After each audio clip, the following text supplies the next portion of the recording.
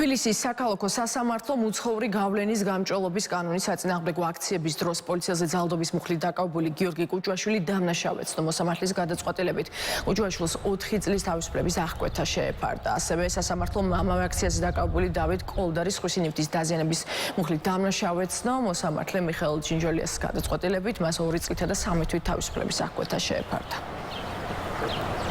მიუხედავად იმისა, რომ არანაირი მტკიცებულებები არ არსებობდა, დადგენილი კონკრეტული განზრახვა და მიზანი, რომ გიორგი კუჭუაშვილის ნამდვილად ჰქონდა განზრახვა დასხმოდა პოლიციელებს თავს ამ ნახევრად ცარიელი პოლიეთილენის ბოთლის გამოყენებით, მოსამართლემ მაინც მიიღო გადაწყვეტილება, რომელიც ფიქრობ, რომ ვერანაირად ვერ იქნება დასაბუთებული და ვერანაირად ვერ დაასაბუთებს კონკრეტული არგუმენტებით საბოლოო გადაწყვეტილებაში. კანონით დადგენილ ვადაში უკვე ჩავიბარებთ აღნიშნული გადაწყვეტილების სამოტივაციო ნაწილს, დასაბუთების ნაწილს და აუცილებლად გიორგისთან შეთანხმებით იქნება შესაბამის ვადაში სააპელაციო სასამართლოში გასაჩივრება.